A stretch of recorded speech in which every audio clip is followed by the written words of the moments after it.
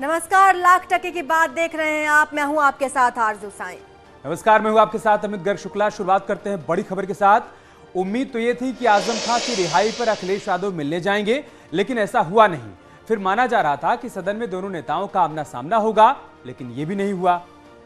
आजम खान विधानसभा पहुंचे, शपथ ली, अखिलेश यादव भी सदन पहुंचे, लेकिन दोनों में मुलाकात हुई नहीं। और ये सब तब जबकि अखिलेश यादव ने खुद कहा था कि आजम सदन में आएंगे, मुलाकात होगी। दरअसल दोनों ही नेताओं ने एक दूसरे से मिलने की कोई कोशिश नहीं की।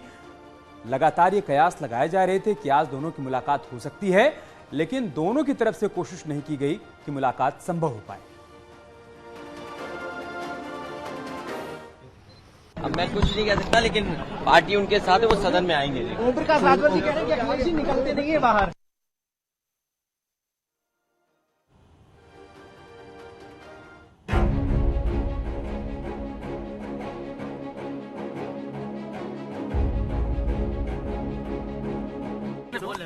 मैं पहलवान तो हूँ नहीं जो तैयारी करके आया बगल में। और आज पहली बार आप उनके साथ बैठे, क्योंकि बहुत सी समय ये लग रहा था कि आप लोगों में थोड़ा कहीं ना कहीं नाराजगी है।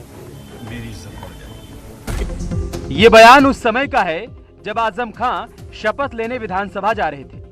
विधानसभा गए भी, बेटे के साथ शपथ लेने की तस्वीरें भी सामने आई, लेकिन वो तस्वीर नजर नहीं आई जिसका इंतजार हर किसी को था। आजम खां को विधानसभा अध्यक्ष सतीश महाना ने शपथ दिलाई। इसके बाद आजम खां सीधे विधानसभा निकल गए, साथ ही पीछे छोड़ गए कई सवाल, वो सवाल जिनको लेकर पहले से ही सवाल उठ रहे हैं। सवाल, आजम खां विधानसभा पहुंचे, अखिलेश से दूरी क्यों? मुस्लिम नेताओं से मुलाकात की, एसपी की बैठक से दूरी क्यों? अखिलेश यादव आजम से मिलने क्यों नहीं पहुंचे? क्या आजम खां नई राह बनाएंगे?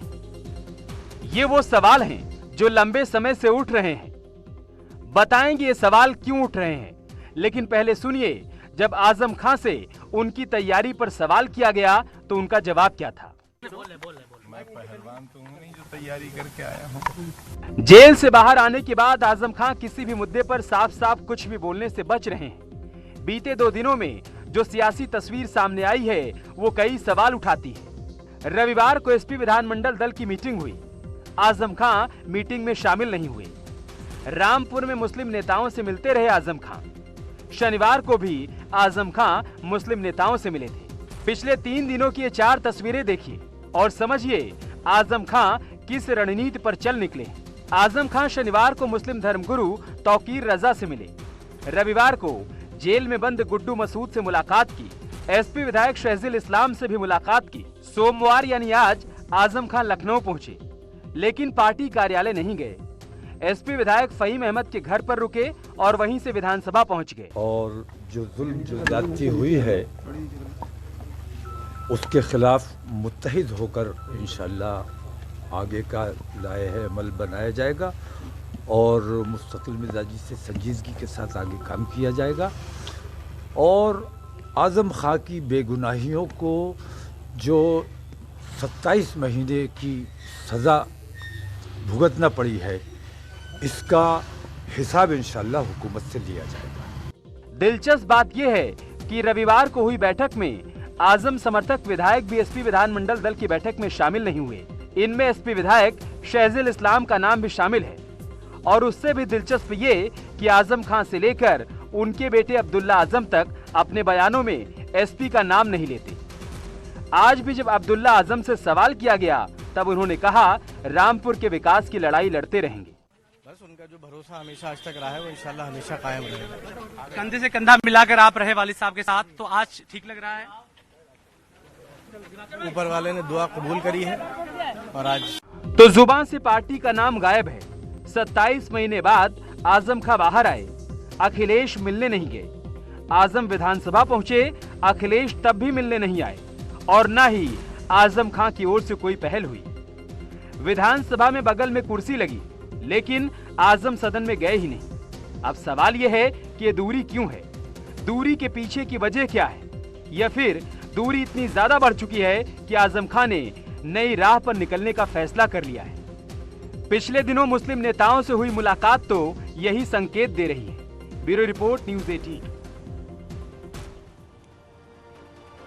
और इस बीच आजम खान ने जौहर विश्वविद्यालय को लेकर सुप्रीम कोर्ट का दरवाजा खटखटाया है। आजम खान के वकील की दलील है कि प्रशासन जौहर विश्वविद्यालय पर बुलडोजर चला सकता है। आजम के वकील निजाम पाशा ने डीवाई चंद्रचूड़ की अध्यक्षता वाली अवकाशकालीन बेंच से कहा है कि जमानत देते समय इलाहाबाद हाईकोर्ट की तरफ से लगाई गई शर्त के मुताबिक विश्वविद्यालय की करीब 13 हेक्टेयर जमीन जिला प्रशासन ने अपने कब्जे में ले ली है। निजाम पाशा ने यह भी कहा कि जमानत देते वक्त ऐसी शर्त थोपना गलत है। अब परिसर की 2 इमारतें गिराने की तैयारी है। योगी सरकार 2.0 के पहले बजट सत्र का पहला दिन हंगामे की भीड़ चढ़ गया। विपक्ष के विधायकों ने राज्यपाल के अभिभाषण के दौरान ही हंगामा शुरू कर दिया, जिस पर अब सियासत तेज हो गई है। उत्तर प्रदेश विधानसभा के सामान्य निर्वाचन के उपरांत ऐतिहासिक रूप में पुनर्गठित विधानमंडल के समवेत आइडियाज की कमी है, शायद मुद्दों का अकाल है और शायद इसीलिए सदन की गरिमा को हंगामे की गर्द में उड़ा दिया गया।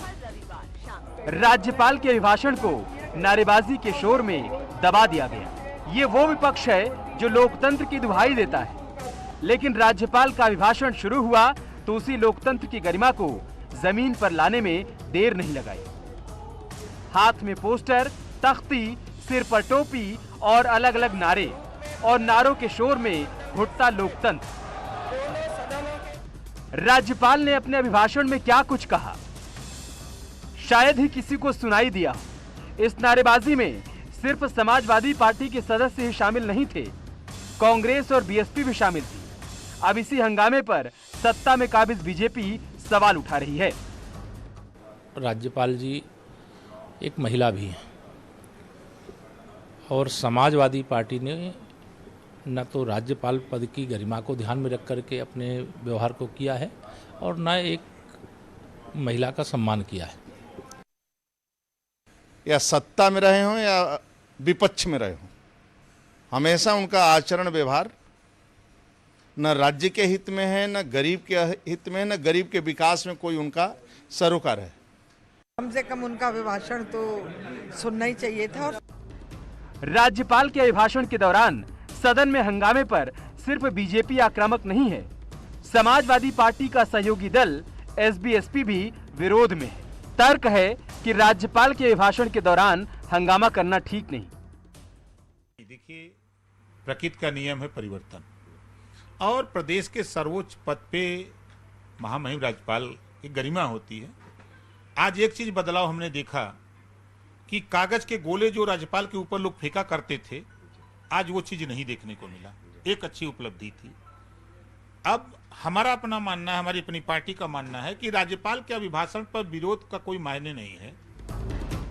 हालांकि समाजवादी पार्टी ये मानने को तैयार नहीं, सदन के अंदर भी और बाहर भी। इस मुद्दे पर जब सवाल किया गया तब समाजवादी पार्टी के नेता राजेंद्र चौधरी ने मुद्दे को ही बदल दिया और कहा, बीजेपी सरकार लोकतंत्र को नहीं मानती। संविधान में लोकतंत्र के जरिए आचरण करना चाहिए। भाजपा सरकार लोकतंत्र को मानती नहीं है, विपक्ष को कुचलना चाहती है।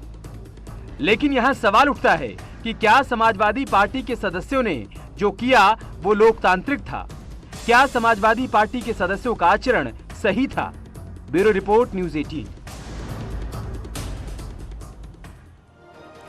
अब देखिए राज्यपाल आनंदीबेन पटेल के अभिभाषण में क्या प्रमुख बातें शामिल थी। प्रधानमंत्री आवास योजना के तहत 43,50,000 आवास स्वीकृत किए गए। 5 साल में 2,61,00,000 शौचालय बनाए गए। इसके अलावा 1,67,00,000 निःशुल्क गैस कनेक्शन भी बांटा गया। 2,55,00,000 किसानों को 42,565 करोड़ रुपए की सम्मान निधि भी दी गई। जून 2016 में बेरोजगारी दर 18% थी, 2022 में घटकर 2.9% पर आ गई। और अवैध तरीके से अर्जित 2,081 करोड़ की संपत्ति को ध्वस्त या फिर जब्त किया गया। 2021-22 में 432 करोड़ का डिजिटल व्यापार, खाद्यान्न उत्पादन में उत्तर प्रदेश आत्मनिर्भर बना। 98.88 लाख हेक्टेयर क्षेत्र में सिंचाई की व्यवस्था भी उपलब्ध करवाई गई। 5 साल में 20 सिंचाई परियोजनाएं पूरी की गई। बुंदेलखंड एक्सप्रेस जून में पूरा हो जाए। वहीं अगर बात करें गंगा एक्सप्रेसवे की तो इस पर काम शुरू हो चुका है। उत्तर प्रदेश में जल्द ही 5 अंतर्राष्ट्रीय एयरपोर्ट होंगे। ज्ञानवापी केस में आज वाराणसी की जिला अदालत में सुनवाई हुई। करीब 45 मिनट तक दोनों पक्षों की दलीलें सुनने के बाद कोर्ट ने फैसला सुरक्षित रख लिया। कल अब दोपहर 2 बजे अदालत अपना फैसला सुना देगी कि आखिर विवाद में आगे की सुनवाई और कार्यवाही की प्रक्रिया क्या होगी।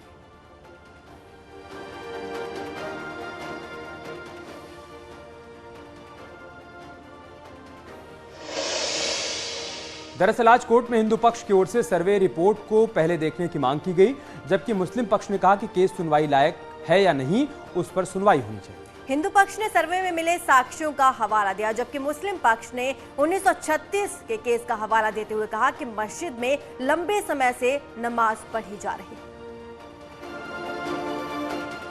और अब देखिए कि अदालत ने फैसला सुरक्षित क्यों रखा। कोर्ट ने सुरक्षित क्यों रखा, अपना फैसला यह समझने की जरूरत है। विवाद की आगे की सुनवाई की प्रक्रिया क्या हो, उपासना स्थल कानून के आधार पर सुनवाई या फिर कमीशन रिपोर्ट को पहले देखा जाए, इसके क्या दोनों पर एक साथ सुनवाई हो सकती है। उपासना स्थल एक्ट धार्मिक स्थल में परिवर्तन से रोकता है, लेकिन कमीशन के गठन या फिर जांच से नहीं रोकता।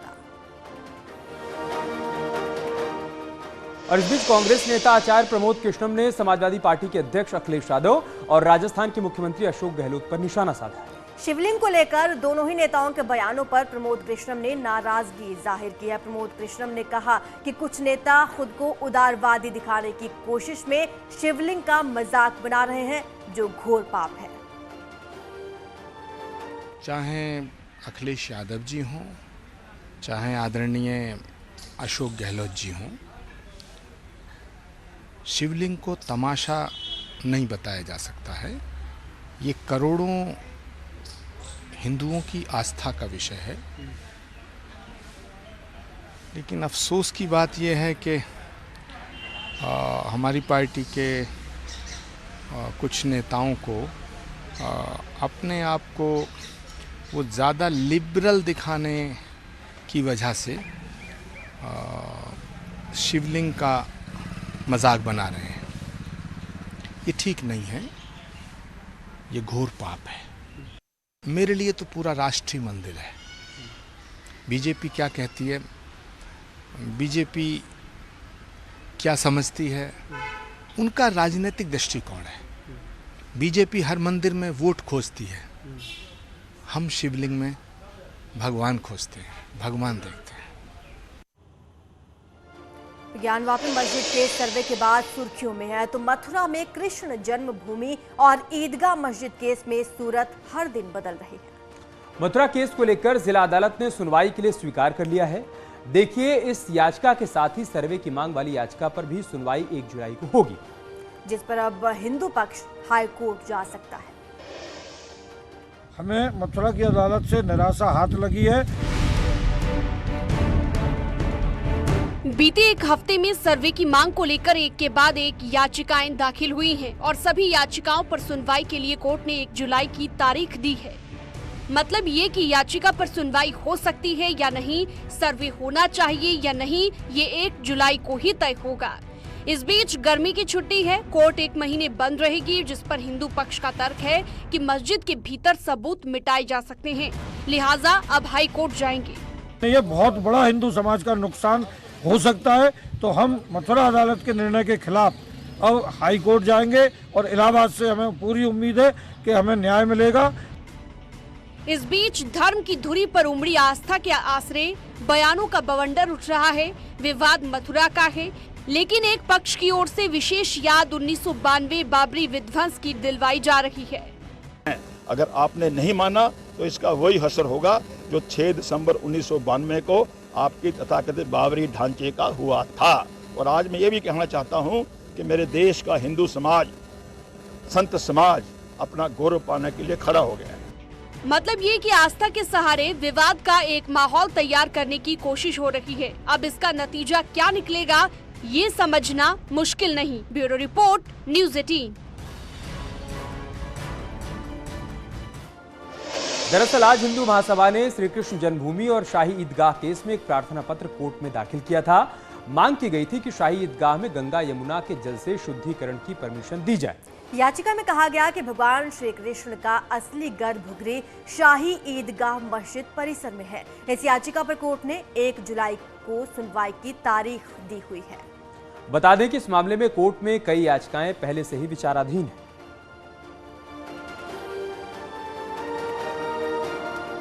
ईदगाह में हम माननीय न्यायालय से हमने परमिशन मांगी है कि हम वहाँ जाके उसका यमुना जी के जल से और गंगा जल से शुद्धिकरण चाहते हैं और हमें वहाँ जाने की परमिशन दी जाए, क्योंकि कान्हा का जन्म तो वहाँ हुआ था गर्भगृह में और वो असली गर्भगृह ईदगाह में है।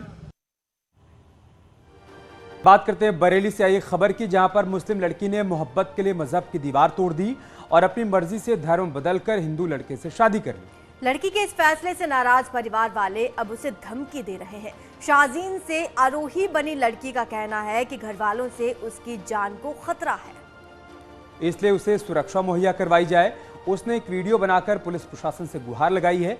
मामला बारादरी थाने के बांस मंडी इलाके का है। मेरा नाम लुबना शाहजीन था और अब मेरा नाम आरोही है। मैंने अपनी मर्जी से शादी की है। बॉबी से मैं बहुत खुश हूँ और मैं बालिग हूँ। मेरा आधार कार्ड ये है और मेरे हाई स्कूल की मार्कशीट ये है